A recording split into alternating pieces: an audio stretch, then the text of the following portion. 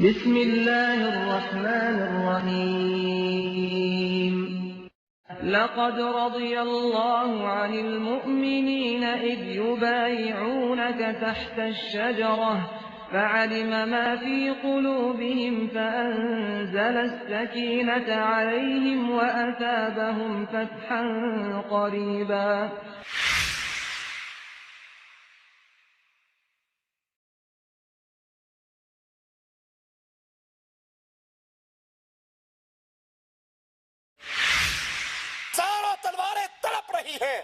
کب عثمان اجازت دے اور اس کے دشمنوں کو قتل کر دیا جائے. اور وہ عثمان کہہ رہا ہے مدینے کے اندر میں خون بہتا ہوا نہیں دیکھ سکتا.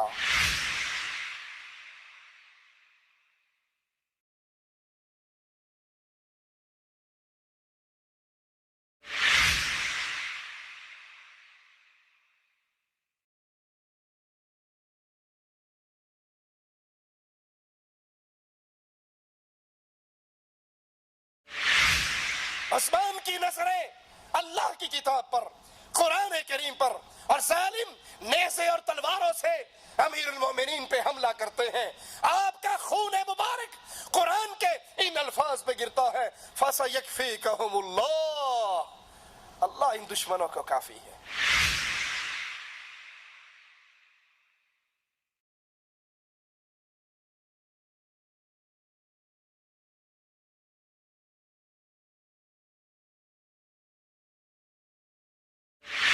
لوگ میرے پاس دوڑتے ہوئے آئے کہ ہم تیرے ہاتھ پہ بیعت کرنا چاہتے ہیں.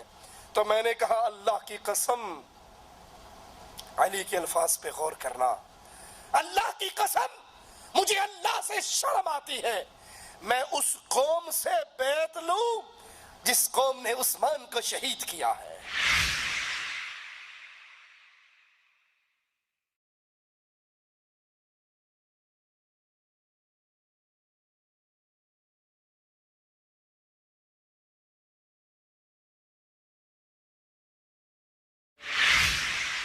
امام محمد بن سیرین رحمہ اللہ فرماتے ہیں کہ سیدنا عثمان کی شہادت کے بعد فرشتوں نے میدان جنگ میں مسلمانوں کی مدد کرنا ترک کر دیا.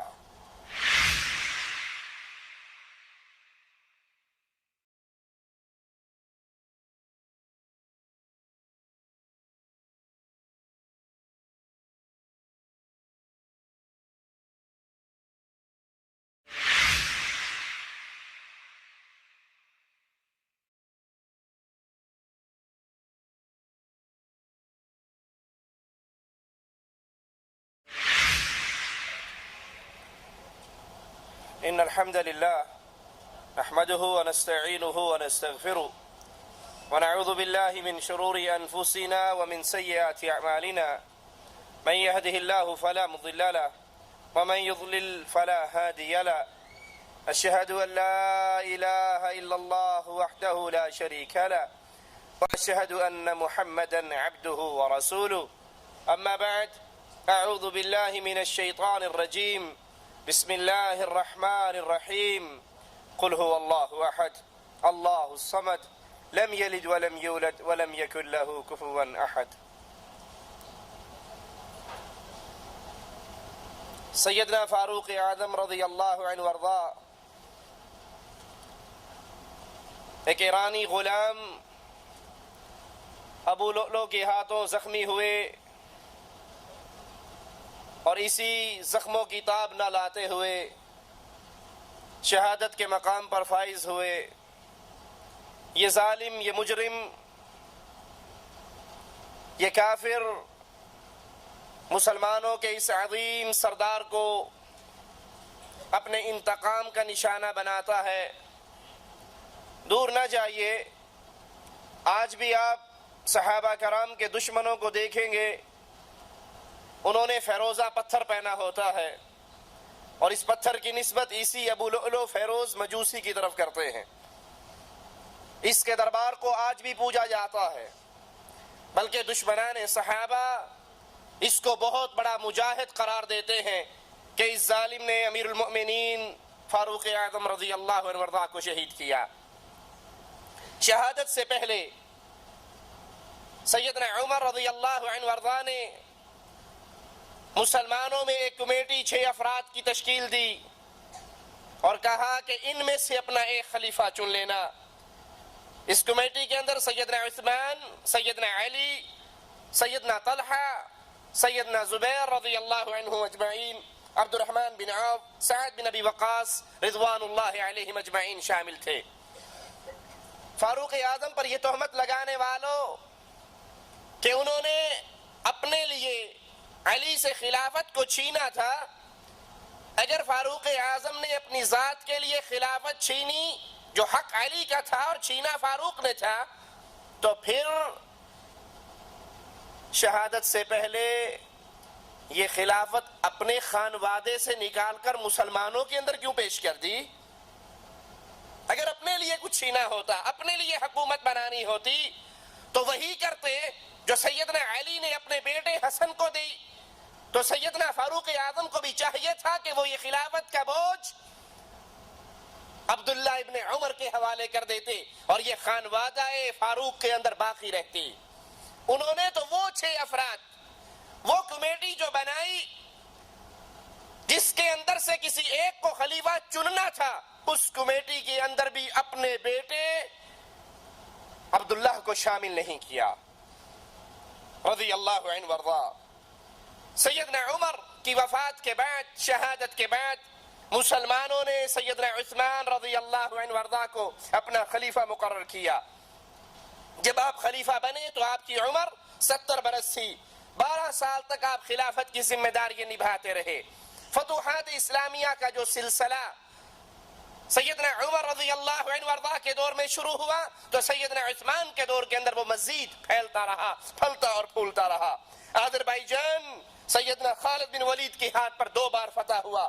27 ہجری کو عبداللہ بن سعد نے افریقہ پہ چڑھائی کی۔ 29 ہجری میں فتوحات کا دائرہ اور بھی پھیلا۔ سیدنا عمر کی وفات کے بعد کچھ علاقوں نے بغاوت کی تو مسلمانوں نے ان کو دوبارہ فتح کیا۔ اس طرح اسلامی حکومت کی حدود چین کے قریب تک جا پہنچی۔ سیدنا عثمان رضی اللہ عنہ وارضا کے دور کے اندر یہ تمام علاقے مسلمانوں کے ساتھ شامل ہوئے، مسلمانوں کی مملکت میں شامل ہوئے۔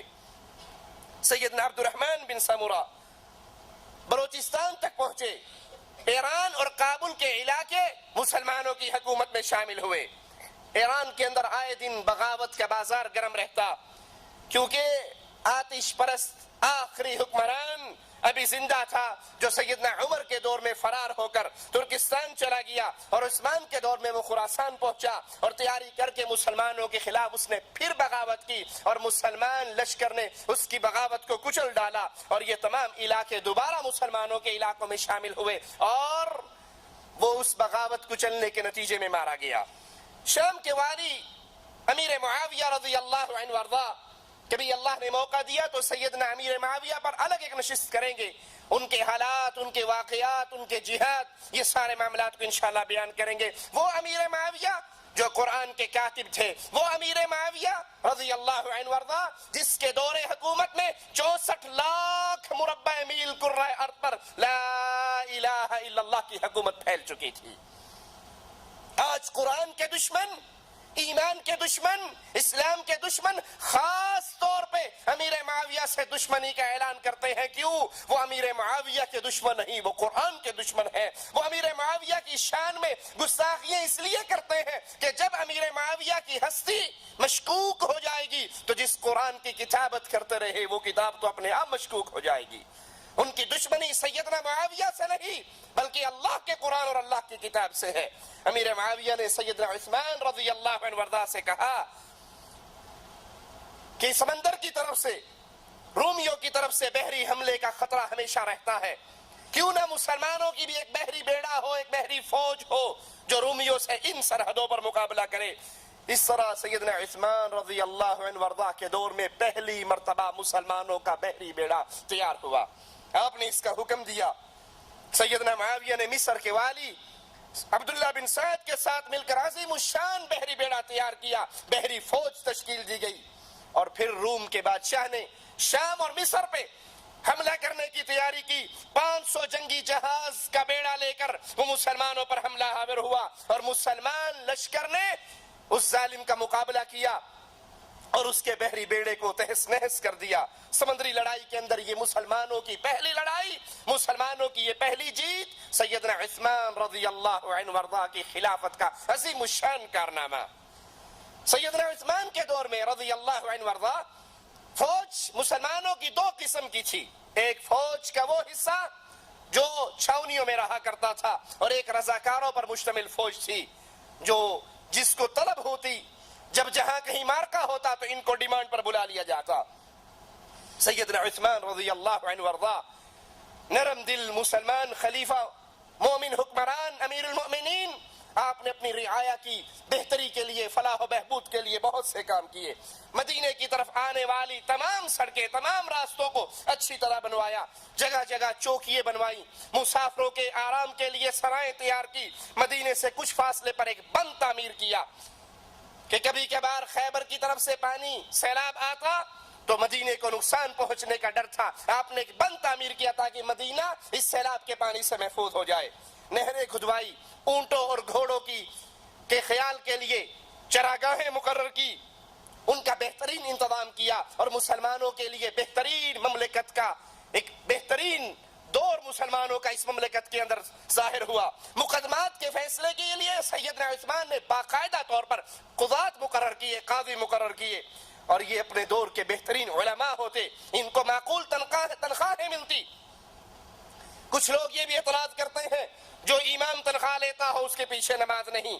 کراچی کا ایک گمراہ فرقہ ڈاکٹر عثمانی کے ماننے والے، وہ اس ذہن کو لوگوں کے اندر ترویج دیتے ہیں جو امام تنخواہ لے اس کے پیچھے نماز پڑھنی جائز نہیں۔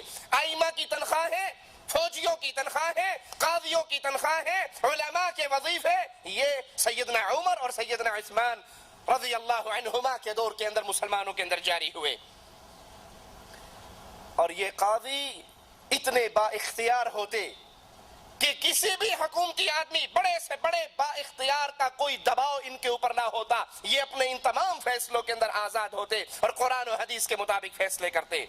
سیدنا عثمان رضی اللہ عنہ وارضاہ نے ساری عمر دین کی خدمت کرتے ہوئے گزار دی، اسلام کی خدمت کرتے ہوئے گزار دی، اور ان کی ایک بہت بڑی نیکی، مسلمانوں پر بہت بڑا احسان عظیم، انہوں نے تمام مسلمانوں کو قرآن کی ایک قرات پہ اکٹھا کیا۔ یہ بہت بڑی آپ کی خدمت اور مسلمانوں پہ بہت بڑا احسان۔ حرم پاک کی جگہ بہت تنگ، مسلمان بڑھے تو حرم کی جگہ تنگ محسوس ہونے لگی۔ سیدنا عثمان رضی اللہ عنہ وارضاہ نے ارد گرد کے سارے مکانوں کو خرید کر ان کو بیت اللہ کے اندر شامل کر دیا۔ ان اصلاحات نے اسلامی سلطنت کو ایک ترقی کے دور پہ جاری کر دیا، پرامن دور، فتنوں سے پاک، عوام کے لیے بہتری کے دروازے کھلے ہوئے، اور اسلامی حکومت، اسلامی مملکت، اسلامی خلافت ترقی سے ترقی کرتی جا رہی ہے۔ دشمنان اسلام، دشمنان دین، کفار کے ایجنٹ یہودیوں سے یہ برداشت نہ ہوا تو انہوں نے مسلمانوں کے اس خلیفے کے خلاف پروپیگنڈا کیا۔ عبداللہ بن سبا یہودی، وہ خبیث جس نے اسلام کا چولا پہن کر مسلمانوں کے اندر داخل ہوا، اور حقیقت کے اندر وہ یہودیوں کا ایجنٹ تھا اور یہودیت پر تھا۔ عبداللہ ابن سبا نے فتنے کا ایک بازار گرم کیا، سیدنا عثمان رضی اللہ عنہ وارضاہ کے خلاف گفتگو کی، اور یہ بظاہر اس کا اپنا حلیہ، بڑا متقی اور پرہیزگار، اور اپنے اس حلیے سے لوگوں کو متاثر کرنے والا، اس نے عام پبلک کے اندر سیدنا عثمان کے خلاف گفتگو، آپ کے گورنروں کے خلاف گفتگو شروع کی، اور الزام یہ لگایا کہ سیدنا عثمان رضی اللہ عنہ وارضاہ اپنے رشتہ داروں کو بہت نوازتے ہیں، بڑے بڑے عہدوں پر ان کے رشتہ دار فائز ہیں، اور ان کو بیت المال سے بڑی بڑی رقمیں دی جاتی ہیں۔ الزامات کا یہ جال اتنی مہارت سے بچھایا گیا کہ بہت سے نیک دل لوگ بھی ان کے اس جال کا شکار ہو گئے۔ بے چینی کی لہر مسلمانوں میں دوڑی، اور بے چینی کی یہ لہر مدینہ تک پہنچی۔ سیدنا عثمان رضی اللہ عنہ وارضاہ مسلمانوں کو اکٹھا کرتے ہیں، اور اکٹھا کرنے کے بعد ان لوگوں کے اعتراضات کا جواب دیتے ہوئے کہتے ہیں، میں نے ان لوگوں کو والی مقرر کیا ہے، بڑے بڑے عہدوں پر فائز کیا ہے، اس لیے نہیں کہ یہ میرے رشتہ دار ہیں، اس لیے نہیں کہ میرے عزیز ہیں، بلکہ میں نے ان کو اس قابل پایا، یہ بہادر ہیں، یہ لائق ہیں، یہ فائق ہیں، یہ اس ذمہ داری کے مستحق ہیں، اس لیے میں نے ان کو یہ ذمہ داریاں دی ہیں۔ اور میں اس کو مانتا ہوں کہ میں اپنے رشتہ داروں سے محبت کرتا ہوں، میں رشتہ داروں کا حق ادا کرتا ہوں، لیکن میں اپنے رشتہ داروں کی وجہ سے ظالم نہیں بننا چاہتا۔ یہ بات درست ہے، میں اپنے رشتہ داروں کو مال دیتا ہوں اور دل کھول کر دیتا ہوں، لیکن اللہ کی قسم میں نے اپنے سارے رشتہ داروں کو اپنا مال اپنی جیب سے مال دیا ہے، مسلمانوں کے بیت المال سے نہیں دیا۔ مسلمانوں کا بیت المال میرے لیے بھی اور میرے باقی رشتہ داروں کے لیے بھی حرام ہے، جو معروف حق ہے وہ ہے، باقی میں اپنے رشتہ داروں کو اپنے پاس سے نوازتا ہوں، اپنے مال سے نوازتا ہوں۔ اور سیدنا عثمان کا مال، آپ کی تجارت، آپ کا کاروبار کوئی چھپی ہوئی بات نہیں۔ خلیفہ بننے سے پہلے آپ کے پاس آپ کا انتظام کاروبار سنبھالنے کے لیے 5000 زر خرید غلام تھے۔ آپ کے پاس اونٹوں اور بکریوں کا اتنا بڑا ریوڑ ہوا کرتا تھا، اتنی زیادہ تعداد ہوا کرتی تھی کہ ان کو ٹھہرانے کے لیے مدینے سے باہر کی جگہ مقرر تھی۔ میں اپنے رشتہ داروں کو ضرور دیتا ہوں، لیکن مسلمانوں کے بیت المال سے نہیں، بلکہ اپنی جیب سے میں ان کو نوازتا ہوں۔ سیدنا عثمان رضی اللہ عنہ وارضا ان تمام الزامات کا جواب دے رہے، اور ان پہ یہ اعتراض بھی ہوا کہ طرابلس کی لڑائی میں عبداللہ بن سعد جو اسلامی فوج کے سپہ سالار تھے، میں نے ان سے وعدہ کیا تھا کہ میں لڑائی میں مال غنیمت میں سے جو 5واں حصہ آئے گا بیت المال کا، وہ میں تمہیں عطا کر دوں گا۔ میں نے اپنا وعدہ پورا کیا، لیکن جب مسلمانوں نے میرے اس عمل پہ اعتراض کیا، میں نے ان سے وہ سارا حصہ لے کر واپس مسلمانوں کے بیت المال میں داخل کروا دیا۔ اب اعتراض کرنے کی کیا بات ہے؟ وہ مال تو واپس مسلمانوں کے بیت المال میں داخل ہو چکا۔ سیدنا عثمان پر ایک الزام باغیوں نے یہ بھی لگایا کہ مدینے کے باہر ایک چراگاہ ہے جس سے عوام فائدہ اٹھاتی تھی، اب وہ سرکاری ملکیت میں دے دی گئی ہے اور مسلمانوں کو فائدہ اٹھانے سے روک دیا گیا۔ اس کے جواب میں سیدنا عثمان رضی اللہ عنہ وارضا فرماتے ہیں کہ یہ چراگاہ میں نے اس سے عام لوگوں کو منع نہیں کیا، اور عام لوگوں کے مویشیوں کو چرنے سے منع نہیں کیا، اور نہ میں نے اس کو سرکاری ملکیت میں دیا، بلکہ یہ تو میری خلافت پر بیٹھنے سے پہلے ہی مجھ سے پہلے والے خلیفہ نے یہ عمل کر کے مسلمانوں کے سرکاری بیت المال کے اندر اس کو کر دیا، تاکہ بیت المال کے جتنے گھوڑے اور اونٹ ہیں وہ اس چراگاہ کے اندر چر سکے۔ میرے پاس تو ذاتی صرف 2 اونٹ ہیں۔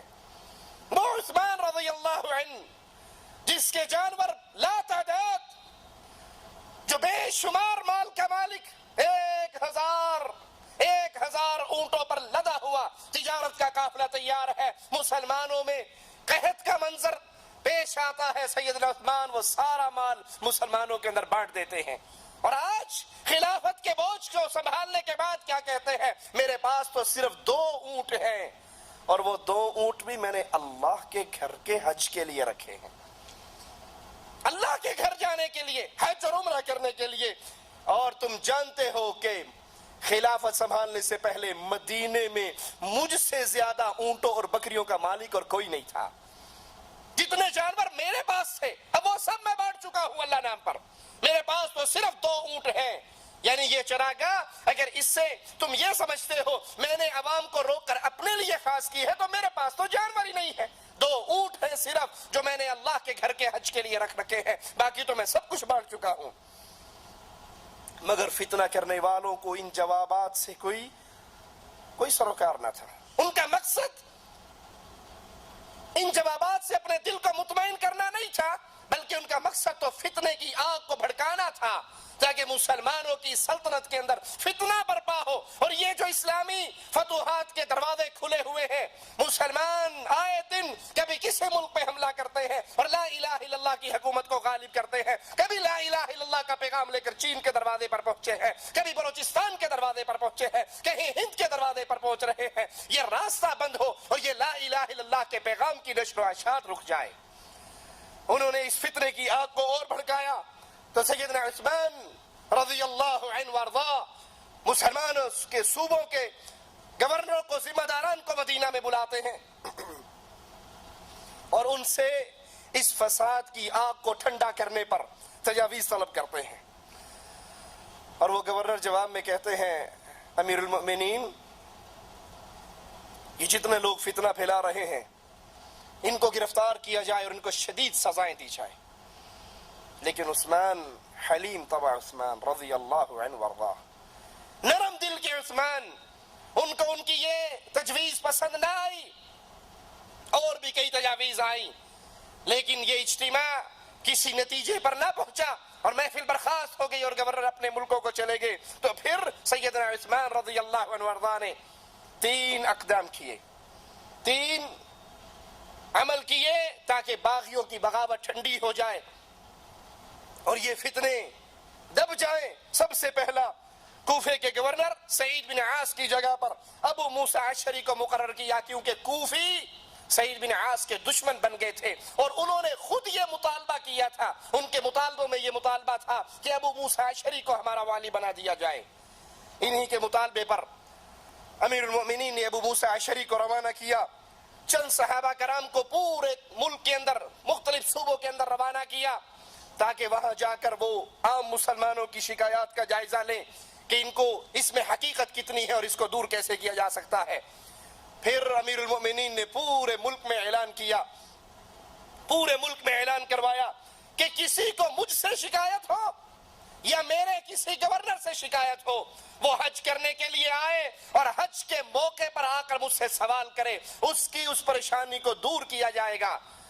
ظالم سے حق لے کر مظلوم کو دیا جائے گا. یہ 3 وہ اعمال تھے امیر المؤمنین کے جن سے باغیوں کے سارے فتنے ختم ہو جاتے. اگر ان کے دل کے اندر واقعی صرف شکایات ہوتی تو شکایات ختم کرنے کے لیے یہ کام کافی تھے، لیکن وہ ان شکایات کو تو بہانہ بنا کر عوام الناس کو خلیفۃ المسلمین کے خلاف بھڑکا رہے تھے. انہوں نے فیصلہ کیا کہ ہم مدینہ پہنچے اور مدینہ پہنچ کر تلوار کے زور پر اپنے مطالبات منوائیں. مصر کے باغی، دوسرے علاقوں کے باغی وہ اکٹھے ہوئے اور مدینے کے اندر، مدینے سے 3 میل دور اپنا قیام کرتے ہیں اور آ کر اکٹھے ہو جاتے ہیں. سیدنا علی، طلحہ، زبیر اور سعد بن ابی وقاص کی جانب باغی اپنے ساتھیوں کو روانہ کرتے ہیں کہ ان کو سیدنا عثمان رضی اللہ عنہ وارضاہ کی مخالفت پر ابھاریں اور تیار کر لیں. اور یہ ان کی بہت بڑی بھول تھی کہ یہ صحابہ کرام رسول کریم صلی اللہ علیہ وسلم کے اس داماد کے خلاف، مسلمانوں کے خلیفہ کے خلاف خروج کرتے، ان کی بیعت کو توڑتے. جب وہ اس میں ناکام ہو گئے تو پھر سیدنا علی کو سیدنا عثمان کی طرف سے بھیجا گیا باغیوں کے پاس. انہوں نے ان کے ایک ایک الزام کو سنا اور اس کے مکمل دلیل کے ساتھ جواب دیتے گئے، ان کے تمام اعتراضات کا جواب دیا اور پھر انہیں یقین دہانی کرائی کہ تمہارے جو جائز مطالبے ہیں وہ سیدنا عثمان رضی اللہ عنہ وارضاہ ماننے کے لیے تیار ہیں اور مان چکے ہیں. ابو موسیٰ اشعری کو کوفے کا گورنر بنا چکے ہیں اور مزید بھی تمہارے جو جائز مطالبے ہوں گے وہ سیدنا عثمان ماننے کے لیے تیار ہیں. حضرت علی رضی اللہ عنہ وارضاہ کی اس یقین دہانی پر باغی واپس جانے کے لیے تیار ہو گئے. سیدنا علی بھی مطمئن ہو گئے، سیدنا عثمان بھی مطمئن ہو گئے رضی اللہ عنہما. لیکن یہ اطمینان عارضی ثابت ہوا. ابھی چند دن ہی گزرے کہ مدینے کی سرزمین گھوڑوں کے ٹاپوں کی آواز سے گونج اٹھی اور باغی انتقام انتقام کے نعرے لگاتے ہوئے مدینے میں داخل ہوئے. سیدنا علی ان کی طرف بڑھے اور واپس آنے کی وجہ پوچھی کہ تم واپس کیوں آئے ہو؟ تم سے تو میرا اتفاق ہو گیا تھا، عقد ہو گیا تھا، اب تم واپس کیوں لوٹے ہو؟ تو باغیوں نے کہا کہ ہم مدینے سے مصر کی طرف جا رہے تھے، راستے میں ہمیں ایک آدمی مدینے سے مصر جاتے ہوئے ملا جو شکل و صورت اور حرکات سے مشکوک تھا. ہم نے اس کو پکڑا، ہم نے اس کی تلاشی لی تو تلاشی لینے پر اس سے سیدنا عثمان کا ایک خط برآمد ہوا جس میں مصر کے گورنر کو لکھا گیا تھا کہ یہ مصری باغی تمہارے پاس آ رہے ہیں، مدینے سے جتنے لوگ واپس آ رہے ہیں ان سارے باغیوں کو قتل کر دو. سیدنا علی رضی اللہ عنہ وارضاہ فوراً سیدنا عثمان کے پاس پہنچتے ہیں اور کہتے ہیں عثمان، باغی یہ بات دہراتے ہیں. سیدنا عثمان نے اللہ کی قسم اٹھا کر کہا، اللہ کی قسم نہ یہ خط میں نے لکھا ہے، نہ لکھوایا ہے، نہ میرے مشیر نے لکھا ہے، مجھے اس خط کا کوئی علم نہیں، یہ باغیوں کی اپنی سازش ہے. خود سازش کر کے انہوں نے یہ خط تیار کیے ہیں۔ سیدنا عثمان رضی اللہ عنہ وارضا فرماتے ہیں لوگوں میں نہ تلوار کے زور پہ خلیفہ بنا ہوں اور نہ کوئی تلوار کے زور پہ مجھ سے خلافت چھین سکتا ہے، تمہارا مطالبہ کیا ہے؟ کہا ہمارا ایک ہی مطالبہ ہے کہ آپ خلافت کو چھوڑ دیجئے۔ کہا اللہ کی قسم میں خلافت کی قمیص کو نہیں اتاروں گا، خلافت کی یہ قمیص مجھے اللہ نے پہنائی ہے، اور رسول اللہ صلی اللہ علیہ وسلم نے فرمایا تھا کہ اے عثمان اللہ تجھے ایک قمیص پہنائے گا اور لوگ تیرے پاس آئیں گے اسے اتارنے کا تجھے کہیں گے لیکن تو اسے مت اتارنا، اور کہا یہ قمیص خلافت کی قمیص ہے جو مجھے اللہ نے پہنائی ہے، اور رسول نے مجھے حکم دیا کہ اس کو نہ اتارنا، نہ تلوار کی زور پر میں خلیفہ بنا اور نہ تلوار کی زور پر مجھ سے کوئی خلافت کو چھین سکتا اور خلافت سے اتار سکتا ہے۔ جب باغیوں نے سیدنا عثمان کا یہ صبر دیکھا، آپ کا اطمینان اور سکون دیکھا، تو انہوں نے امیر المومنین کے گھر کا محاصرہ کر لیا رضی اللہ عنہ وارضا۔ باغی سیدنا عثمان کے صبر کو دیکھ کے برداشت نہ کر سکے اور وہی رذیل اور گھٹیا حرکت کی کہ امیر المومنین کے گھر کا محاصرہ کر کے خوراک اور پانی کے سارے راستوں کو بند کر دیا۔ نہ پانی گھر میں پہنچ رہا ہے، نہ کھانا گھر میں پہنچ رہا ہے۔ ام المؤمنین سیدہ ام حبیبہ رضی اللہ تعالی عنہا نے کھانے پینے کی کچھ چیزیں لے کر، کچھ خوراک اور کچھ پانی لے کر سیدنا عثمان کے گھر پہنچنے کی کوشش کی، لیکن ظالموں نے مومنوں کی ماں کو بھی نہ جانے دیا۔ سیدنا علی نے اپنے کچھ ساتھیوں کے ہاں 3 پانی کے 3 مشکیزیں اور کچھ تھوڑی سی خوراک اپنے ساتھیوں کے ہاتھ بھیجی کہ جاؤ سیدنا عثمان کے گھر دے کر آؤ۔ یہ تاثر دینے والوں اپنی مجلسوں میں، ماتم کدوں میں کہ علی عثمان کے دشمن تھے، کوئی اپنے دشمن کو پانی نہیں بھیجا کرتا، کوئی اپنے دشمن کو کھانا نہیں بھیجا کرتا۔ اگر علی عثمان کے دشمن تھے اس محاصرے پر حضرت علی خوش کیوں نہ ہوئے؟ باغیوں کو کیوں جواب دیا؟ باغیوں کی بغاوت کو کیوں ٹھنڈا کرنے پہ لگے رہے؟ ان کو کیوں واپس جانے پہ کہتے رہے؟ اگر علی سیدنا عثمان کے دشمن ہوتے تو باغیوں کی رہنمائی کرتے، ان کے لیڈر بنتے اور ان کے ساتھ مل کر حملہ کر کے اس خلافت کو چھین لیتے۔ لیکن سیدنا علی پانی کے 3 مشکیزیں اور کچھ خوراک سیدنا عثمان کے گھر بھیجتے ہیں، اور آپ کے یہ ساتھی باغیوں سے لڑتے پھرتے زخم کھاتے ہوئے ان کے گھر پہنچنے میں کامیاب ہو جاتے ہیں۔ بزرگ صحابہ مسلسل باغیوں کو سمجھاتے ہیں لیکن باغی نہیں مانتے، اور ایک دن سیدنا عثمان رضی اللہ عنہ وارضا اپنے گھر کی چھت پہ کھڑے ہوتے ہیں اور باغیوں سے سوال کرتے ہیں، اے لوگو مجھے میرے گھر میں قید کر دینے والو، ذرا یہ بتاؤ مدینے کے اندر جب رسول نے مسجد بنائی تھی اس مسجد کی زمین خریدتے ہوئے آپ نے کہا تھا کون ہے جو اس مسجد کے لیے اس پلاٹ کو خرید کر دے، اس کے بدلے میں اس کو اللہ کی جنت کی گارنٹی دیتا ہوں، بتاؤ یہ زمین کس نے خرید کر دی تھی؟ باغیوں نے کہا اے عثمان تو نے خرید کر دی تھی۔ کہا آج میری خریدی ہوئی زمین پر بنی ہوئی مسجد میں مجھے نماز پڑھنے نہیں دیتے؟ کہا میرے سوال کا جواب دو، مدینے کے اندر میٹھے پانی کا کنواں نہیں تھا، میرے رسول علیہ السلام نے کہا تھا کون ہے جو یہودی سے یہ کنواں میٹھے پانی کا خرید کر دے اور اپنے ڈول کو عام مسلمانوں کے لیے وقف کر دے، جو چاہے اس میں سے پانی بھرے؟ تو وہ کون تھا جس نے یہ کنواں خرید کر رسول کریم صلی اللہ علیہ وسلم کو دے کر اس سے جنت کی خوشخبری پائی تھی؟ کہا عثمان وہ تو تھا۔ کہا اسی کنویں کا پانی آج مجھے نہیں پینے دیتے؟ باغیوں سے آپ سوال کر رہے، کیا تم جانتے نہیں میرا رسول کریم صلی اللہ علیہ وسلم سے کیا رشتہ تھا؟ کہا جانتے ہیں، رسول کی 2 بیٹیاں تیرے نکاح میں آئی تھی۔ کہا جس کو دامادی کا 2 مرتبہ شرف ملا وہ داماد رسول بنا، آج اس کے خون کے در پہ ہو؟ باغیوں نے مدینے کے تمام راستوں کو بند کر دیا جو عثمان کے گھر کی طرف آتے تھے، اور ہر راستے پر پہرے لگا دیے، لیکن پھر بھی 700 مسلمان ہتھیاروں سے لیس ہو کر سیدنا ابو ہریرہ ان کے اندر موجود ہیں، سیدنا عثمان کے پاس آتے ہیں اور کہتے ہیں آپ ہمیں اجازت دیجئے، ہم ان باغیوں سے لڑ کر ان کی گردنوں کو اڑا کر آپ کو ان سے آزاد کروا لیں گے۔ لیکن سیدنا عثمان تیرے صبر پہ قربان جاؤں، جواب میں کہتے ہیں میرے نبی کے صحابہ، میں تمہیں اللہ کا واسطہ دے کر کہتا ہوں کہ میرے لیے کوئی شخص نہ لڑے، میرے لیے کوئی خون نہ بہائے، تم لوٹ جاؤ۔ شہادت عثمان کا مقابلہ کرتے ہو شہادت حسین سے۔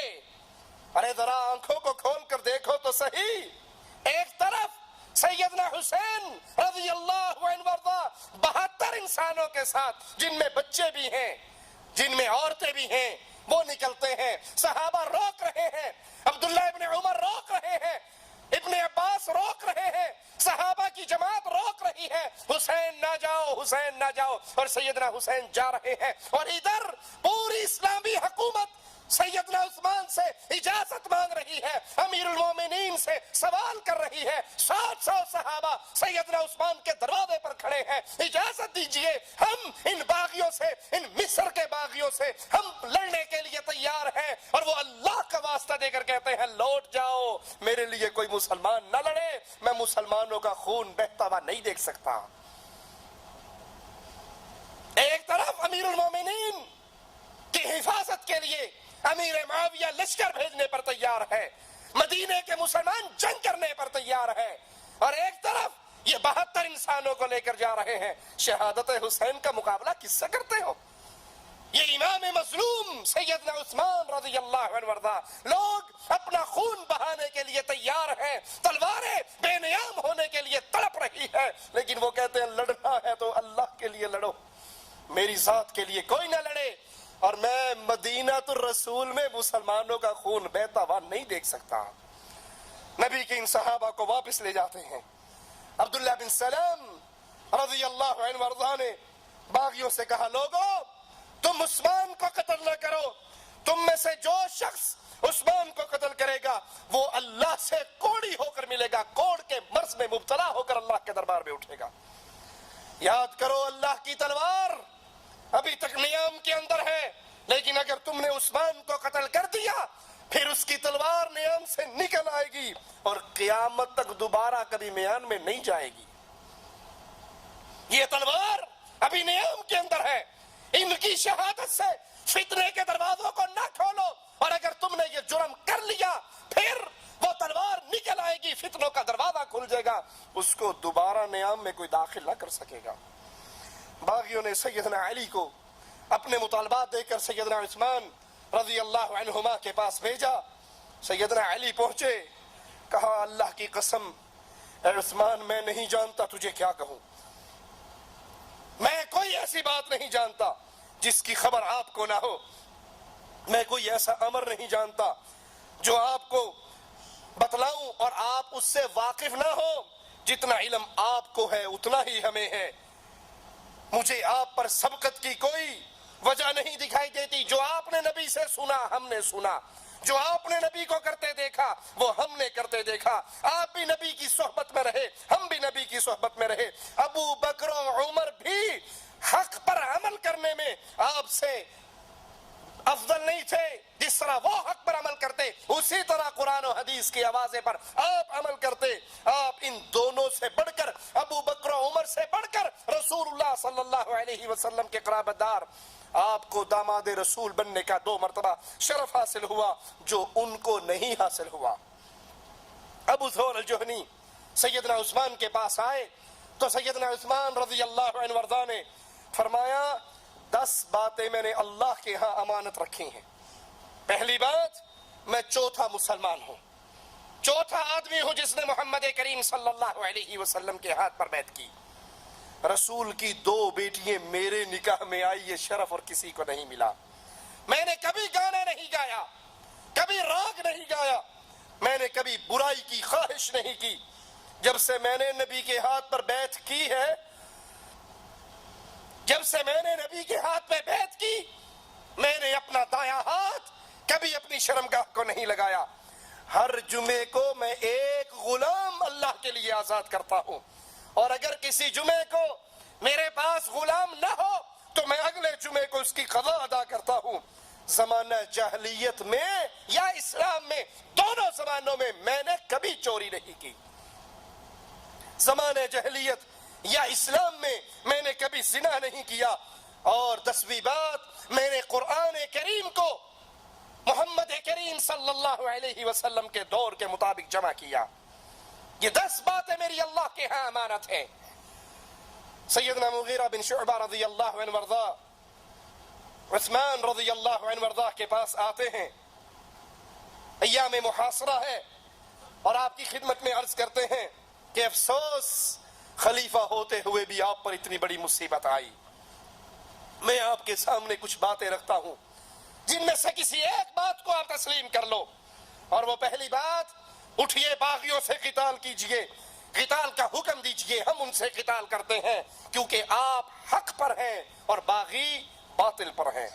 آپ کے مددگار بہت ہیں، نبی کے صحابہ کے شاگرد موجود ہیں مدینہ کے اندر، اور آپ سے سوال کر رہے ہیں، اجازت دیجئے ہم ان باغیوں کے سروں کو کاٹنے کے لیے تیار ہیں۔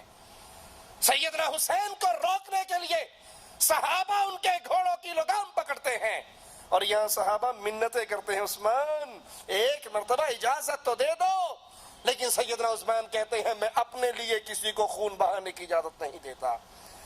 اگر آپ کو یہ منظور نہیں تو مکہ تشریف لے جائیے، حرم کی وجہ سے مکہ کے اندر کوئی آپ کو نقصان نہیں پہنچا سکے گا، یا شام چلے جائیے، امیر معاویہ آپ کی حفاظت فرمائیں گے۔ آپ نے جواب میں کہا، نہ میں لڑائی لڑوں گا کہ میں خلیفۃ المسلمین ہو کر مسلمانوں کا خون بہانا نہیں چاہتا، مکہ بھی نہیں جاؤں گا، اور شام میں جانا پسند نہیں کرتا کیونکہ مجھے دار الہجرت اور پڑوس رسول سے مفارقت پسند نہیں ہے۔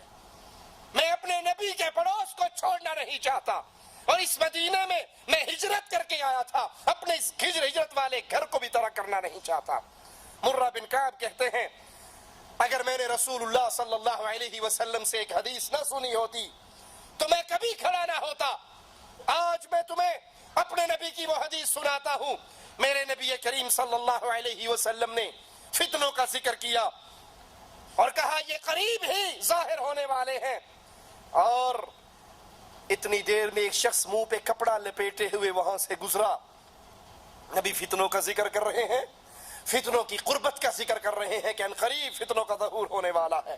ایک شخص منہ پہ کپڑا لپیٹے ہوئے وہاں سے گزرا تو اللہ کے رسول صلی اللہ علیہ وسلم نے فرمایا، اس فتنے پر جو ابھی قریب ظاہر ہونے والا ہے، یہ شخص جو جا رہا ہے اس دن یہ ہدایت کے راستے پر ہوگا۔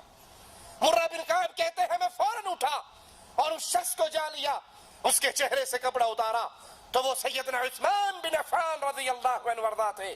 میں نے ان کے چہرے کو پکڑ کر رسول اللہ صلی اللہ علیہ وسلم کی طرف کیا اور کہا، اللہ کے نبی کیا آپ اس کے بارے میں کہہ رہے ہو؟ آپ نے فرمایا، ہاں یہی وہ ہے جو اس فتنے کے دن ہدایت کے راستے پر ہوگا۔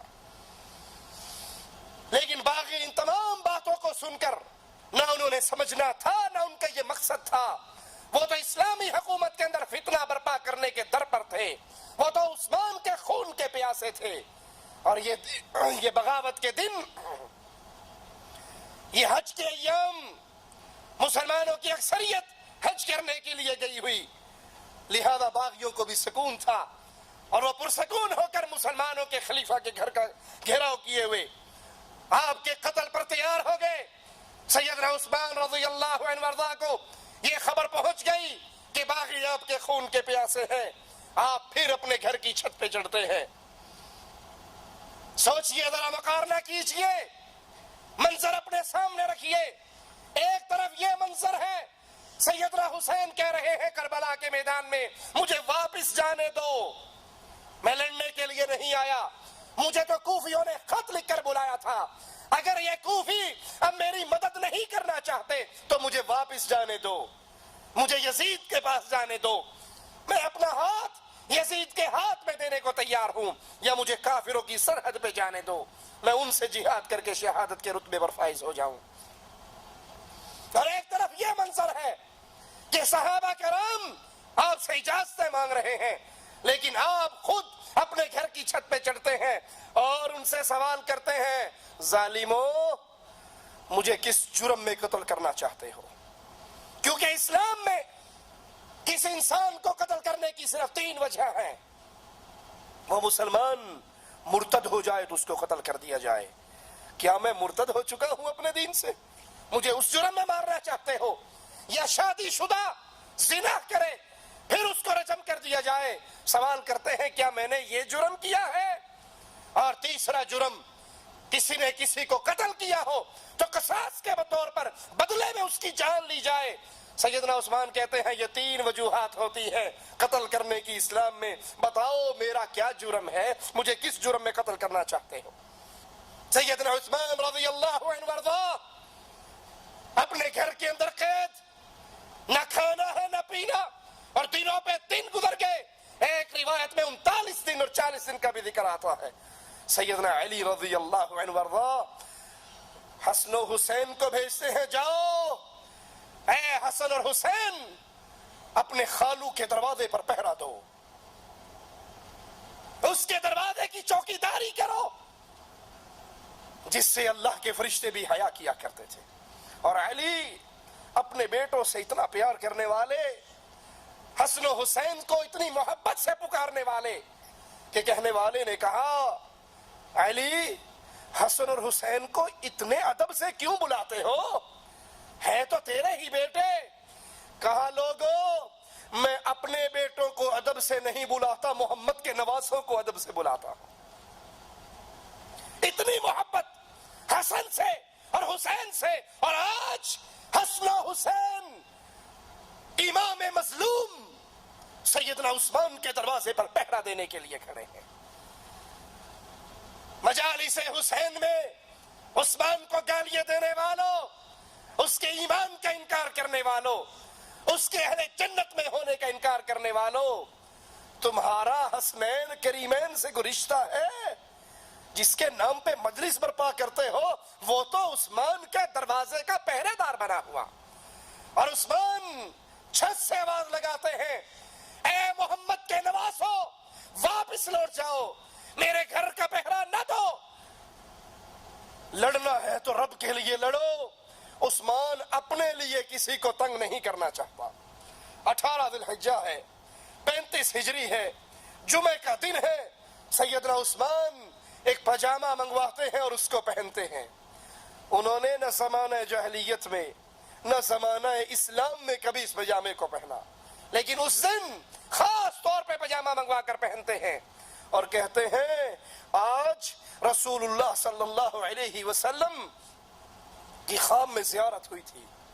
وہ عثمان جو بھوک اور پیاس کے اندر نیت سے روزے رکھا کرتا تھا اور نیت سے افطار کر لیا کرتا تھا.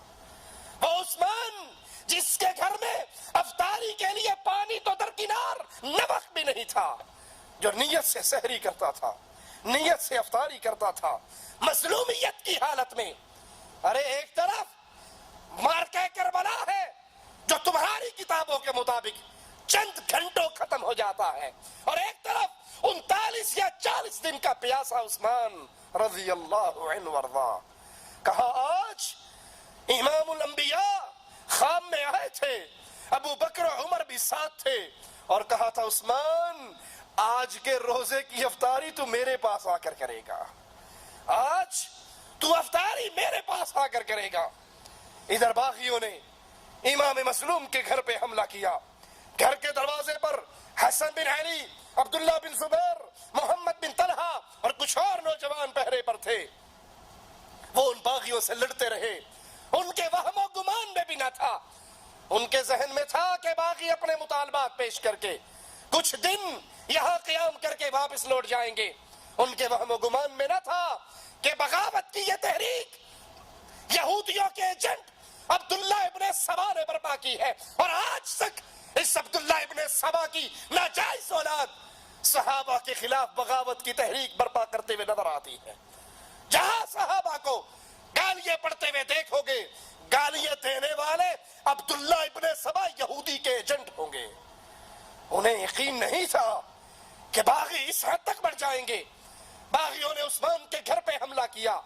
حسن بن علی، عبداللہ بن زبیر، محمد بن طلحہ ان باغیوں سے لڑتے ہیں اور عثمان کے دروازے تک کسی کو پہنچنے نہیں دیتے. اور 4 باغی ساتھ والے گھر کا سہارا لے کر دیوار پھلانگ کر سیدنا عثمان رضی اللہ عنہ وارضا کے گھر میں داخل ہو جاتے ہیں۔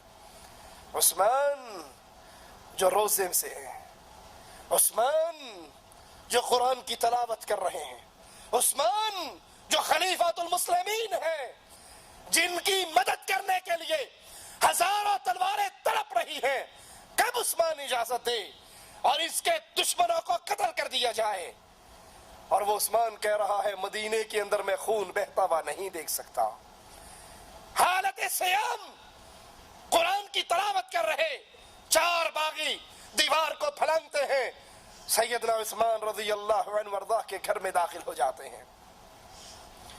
امیر المؤمنین کی زوجہ سیدہ نائلہ کہتی ہے عثمان تیرے دشمن آج تو گھر کی دیواروں کو پھلانگ کر اندر آ چکے ہیں، تیری جان کے در پہ تیرے خون کے پیاسے آج تیری چادر 4 دیواری کو بھی اپنے قدموں کے نیچے رون چکے ہیں۔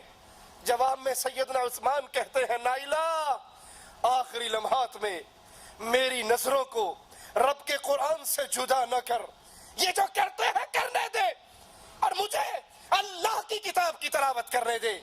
قیامت کے دن ہوگا، رب کے دربار میں پیش ہوگا، مالک پوچھے گا عثمان آخری کام کیا کر رہا تھا؟ میں کہوں گا اللہ میرے دشمن مجھے قتل کر رہے تھے، میں تیرے قرآن کی تلاوت کر رہا تھا۔ عثمان کی نظریں اللہ کی کتاب پر، قرآن کریم پر، اور ظالم نیزے اور تلواروں سے امیر المومنین پہ حملہ کرتے ہیں۔ آپ کا خون مبارک قرآن کے ان الفاظ پہ گرتا ہے فَسَيَكْفِيكَهُمُ اللَّهُ، اللہ ان دشمنوں کو کافی ہے، اللہ ان سے انتقام لینے کے لیے کافی ہے۔ سیدنا عثمان جمعہ کا دن ہے، شام کا وقت ہے، شہید ہو کر آپ کی پاکیزہ روح اللہ کی جنتوں کی طرف روانہ ہو جاتی ہے۔ عبداللہ بن زبیر رضی اللہ عنہ وارضا تدفین کی امور انجام دیتے ہیں، اور رات کے اندھیرے میں امیر المؤمنین امام مظلوم سیدنا عثمان رضی اللہ عنہ وارضا کو بقیع قبرستان میں دفن کر دیا جاتا ہے۔ خبر دینے والا سیدنا علی کے پاس پہنچتا ہے، علی عثمان کو شہید کر دیا گیا۔ علی حسن و حسین کے چہرے پر تھپڑ مارتے ہیں، وہ علی جس نے حسن و حسین کو کبھی غصے سے بلایا بھی نہ تھا، آج یہ چہرے پر پڑنے والے تھپڑ زبان حال سے کہنے دیجئے، وہ کہتے ہوں گے بابا ہمیں تو نے کبھی غصے سے بھی نہیں بلایا اور آج تھپڑ مار رہا ہے، کہاں تم نے اپنے خالو کی حفاظت کرنے میں کمی کا ثبوت دیا؟ اور اس اطلاع دینے والے کو کہتا ہے تبًا لکم آخر الدہر، سنو اب تم پر ہمیشہ کی تباہی مسلط کر دی گئی ہے۔ شہادت عثمان اس جرم کی وجہ سے اب تم پر ہلاکت اور تباہی کو مسلط کر دیا گیا ہے۔ جنگ جمل کے ایک دن سیدنا علی کہتے ہیں اللہ میں تیری جناب میں خون عثمان سے اپنی برات کا اظہار کرتا ہوں۔ تحقیق عثمان کے قتل کے دن میرے ہوش اڑ گئے تھے، میں اس صدمے کو برداشت نہ کر سکا تھا۔ لوگ میرے پاس دوڑتے ہوئے آئے کہ ہم تیرے ہاتھ پہ بیعت کرنا چاہتے ہیں، تو میں نے کہا اللہ کی قسم، علی کے الفاظ پہ غور کرنا، اللہ کی قسم مجھے اللہ سے شرم آتی ہے، میں اس قوم سے بیعت لوں جس قوم نے عثمان کو شہید کیا ہے۔ میں نے انکار کر دیا، بیعت نہ لی۔ اور یہ روایت صرف سنی کتابوں میں نہیں، شیعہ کتابوں کے اندر بھی موجود ہے کہ شہادت عثمان کے بعد علی نے بیعت لینے سے انکار کر دیا۔ یہاں پر رک کر مجھے ایک سوال کرنے دیجئے، یار لوگوں کا کہنا ہے کہ امامت رکن ہے اسلام کا، جیسے نماز رکن ہے، حج رکن ہے، روزہ رکن ہے، اسی طرح امامت بھی رکن ہے۔ اس امامت کے رکن کے بغیر علی کی ولایت کی گواہی کے بغیر اسلام پورا نہیں ہوتا، ایمان پورا نہیں ہوتا۔ کہنے والا ایک ذاکر کہتا ہے کہ جب اللہ کے نبی صلی اللہ علیہ وسلم جنت میں گئے تو دروازے پر لکھا ہوا تھا لا الہ الا اللہ محمد الرسول اللہ علی ولی اللہ۔ تو اللہ کے نبی نے پوچھا اللہ یہ کیا؟ کہا یہ لا الہ الا اللہ یہ میری توحید کی گواہی، محمد الرسول اللہ تیری رسالت کی گواہی، علی ولی اللہ علی کی ولایت کی گواہی، اور جب تک علی کی ولایت کی گواہی نہ دی جائے نہ میری توحید پوری ہوتی ہے نہ تیری رسالت پوری ہوتی ہے۔ پھر کہتا ہے لوگو جس علی کی ولایت کی گواہی کے بغیر نہ اللہ کی توحید بچے نہ محمد کی رسالت بچے، تیری نماز کیسے بچے گی، تیرا دین کیسے بچے گا؟ سانو جو آخنا ہے کہ جنت علی دے نال کس طرح ملنی ہے، پیغمبر فرماتے جدا معراج دی رات چوتھے آسمان تے گیا، اللہ باب الجنت مکتوب لا الہ الا اللہ محمد رسول اللہ علی ولی اللہ 3 سطرہ لکھیاں ڈٹھیاں، لا الہ الا اللہ محمد رسول اللہ علی ولی اللہ دے کیا دے خالق توحید تیری ہے، رسالت میری ہے، علی ولی اللہ دا کیا مقصد ہے؟ فرمایا بے شک توحید میری ہے، رسالت تیری ہے، لیکن جب تک علی امداد واسطے نہ آوے نہ توحید بچدی ہے نہ رسالت بچدی ہے۔ انا للہ و انا الیہ راجعون۔ ہم کہتے ہیں مان لیتے ہیں آپ کی اس بات کو ایک لمحے کے لیے کہ علی کی ولایت ایمان کا رکن ہے، تو مجھے سوال کرنے دیجئے، لوگ دوڑ رہے ہیں علی کے ہاتھ پر بیعت کرنے کے لیے اور علی جواب میں کہہ رہے ہیں مجھے چھوڑ دو، میرے علاوہ کسی اور کو اپنا خلیفہ مقرر کر لو، مجھے شرم آتی ہے اس قوم سے بیعت لوں جس قوم نے عثمان کا خون بہایا ہے۔ اگر یہ امامت رکن تھا تو علی اس رکن کا انکار کیوں کر رہے تھے؟ یہ تو اللہ کی طرف سے واجب تھا نا۔ کوئی مسلمان نماز کا انکار کر سکتا ہے، روزے کا انکار کر سکتا ہے، حج کا انکار کر سکتا ہے، زکوٰۃ کا انکار کر سکتا ہے۔ اگر یہ امامت علی اللہ کی طرف سے فرض تھا، واجب تھا، تو بتاؤ جب شہادت عثمان کے بعد لوگ دوڑے تھے علی کی طرف تو علی نے یہ کیوں کہا تھا مجھے شرم آتی ہے میں اس قوم سے بیعت لوں جس قوم نے عثمان کو شہید کیا؟ قوم لوٹ گئی اور کہا تم سے بیعت لوں کہ ابھی تو عثمان بھی دفن نہیں ہوئے۔ قوم لوٹ گئی، اگلے دن پھر آئی تو آپ نے پھر یہی کہا کہ مجھے شرم آتی ہے میں اس قوم سے بیعت لوں، میں اس کام کے کرنے پہ جرت نہیں پاتا۔ لوگ پھر تیسری بار بضد ہو کر آئے اور بیعت لی، انہوں نے مجھے یا امیر المؤمنین کہا۔ سیدنا علی کہتے ہیں انہوں نے مجھے امیر المؤمنین کے نام سے پکارا تو صحیح، لیکن یہ خطاب سن کر میرے دل کو چاک کر دیا۔ میں نے کہا خدایا کچھ بھی ہو تو عثمان کو مجھ سے راضی کر دے کہ میں عثمان کے خون میں شریک نہیں تھا۔